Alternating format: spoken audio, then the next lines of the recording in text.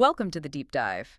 Today we're really diving into something fundamental, our relationship with movement. For so many of us, let's be honest, it's complicated, maybe even filled with guilt. That's right. And often framed as, you know, a, a punishment, a chore, something we have to do. So our mission today is to explore well, a pretty radical shift proposed by our source material, which draws from the Luminara mindset. Luminara mindset. Yeah, Okay. it's about seeing movement not as that obligation, but as medicine, as celebration, Even liberation. I like that framing immediately. Medicine and celebration feel so different from, say, burning calories, and the source uses the element of fire as a metaphor here, right? For energy. Exactly. Not just passion, but actual like vitality, the life force we generate when we move. It's Yeah. about feeling truly alive. Okay. So, the big question for us and for you listening is how do we actually make that shift? How do we heal that often fraught relationship with movement and turn it into something genuinely supportive for mind, body, and spirit? Let's dig in. Let's do it. So, where do we start? Maybe with the old way. The traditional, often negative story we're told about exercise. Yeah, I think we have to start there. The source is very clear. Traditionally, it's framed as, okay, I need to burn off those calories I ate. Right. The transactional view. Or it's seen as a punishment for indulgence. Or, maybe most insidiously, it's about sculpting your body to match some kind of external ideal. You know, the images we see everywhere. Which never quite feels attainable for most people. Exactly. And the source pinpoints why this fails. It argues this framework comes straight from what it calls the ego's narrative of not good enough. The ego's narrative, meaning that inner critic. Precisely. That voice focused on flaws, on comparison, that feeling that your body fundamentally needs fixing. And when that's your motivation, movement becomes a battle, a fight against your own body. Which sounds exhausting. No wonder consistency is so hard if that's the driving force. Totally unsustainable. So the counterproposal, the technique here, is a fundamental reframing. Okay. How does that work practically? It's about shifting the internal dialogue. Instead of focusing on fixing a body you dislike, the goal becomes celebrating the amazing body you already have. It's consciously moving from, I have to do this, to I get to do this. From obligation to privilege. Yes, I get to move this strong, capable body. That small language shift connects movement to gratitude, not to penance or fixing something broken, So the motivation changes from shame or fear. to celebration and appreciation.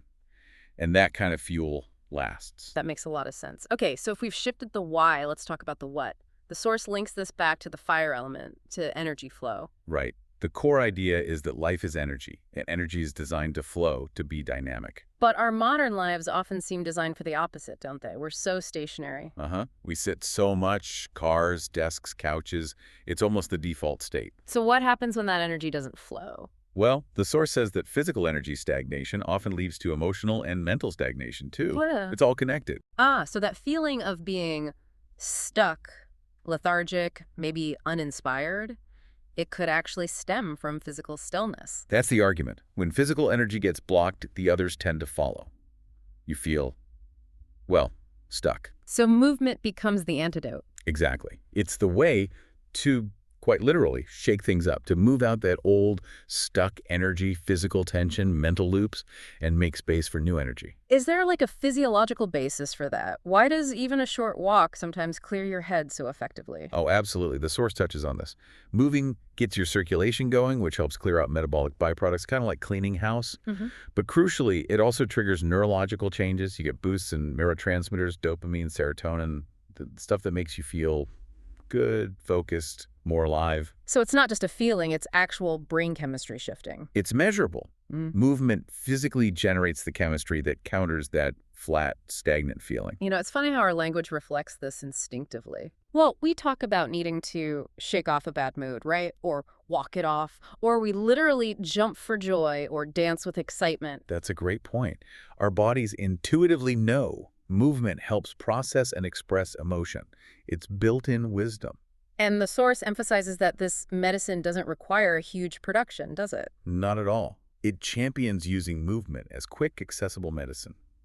Feeling mentally foggy, a brisk walk, Okay. feeling tense from sitting, some gentle stretching to release that stored stress, need an emotional lift, maybe just 5 minutes of dancing freely, pure joy. Just moving for the sake of feeling good. Which leads us perfectly to this next point I found really liberating. Which is? The source flat out calls the idea that there's one best way to exercise, a myth. Oh, absolutely. A total myth, likely created by the fitness industry. This is so key to healing that relationship with movement. Because we get stuck thinking we should be doing CrossFit or running marathons or whatever. Right.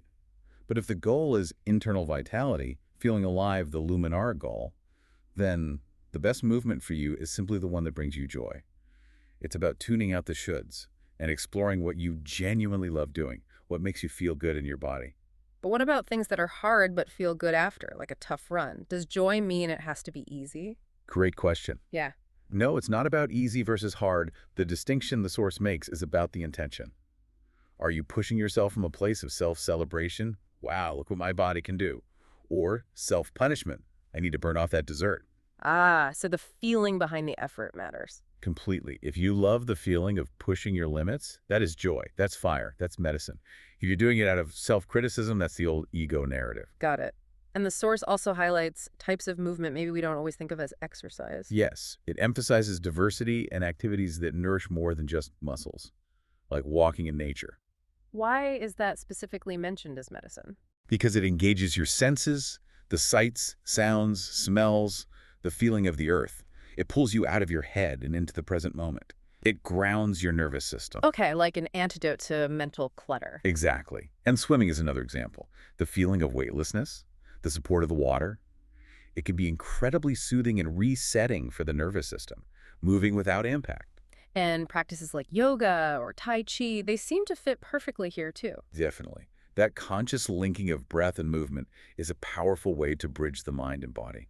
Very mindful. Or my favorite example you mentioned earlier, just dancing wildly for 10 minutes. Yes, pure expression. The medicine is the joy itself, not hitting a target heart rate or perfecting a move. It's about using your body for its inherent pleasure. So once we find movements we enjoy, how do we deepen this practice, really make it feel like medicine? The next step, according to the source, is bringing conscious intention to it, just like you might be mindful about the food you eat. Okay, how do we do that? Before you begin, take a moment. Ask yourself, what do I want to cultivate with this movement? Maybe it's strength or peace or energy. Or release something? Or release something. What do I want to let go of? Maybe stress from work or a heavy feeling? Setting that intention frames the whole experience. And this shifts the focus during the movement too, right? Away from just counting reps or watching the clock. Exactly. The encouragement is to focus inward. Feel your muscles working. Notice your heartbeat. Pay attention to the rhythm of your breath. So less about the mechanics, more about the sensation. Yes. Really inhabit your body. Feel the energy building or the tension releasing. Acknowledge those feelings.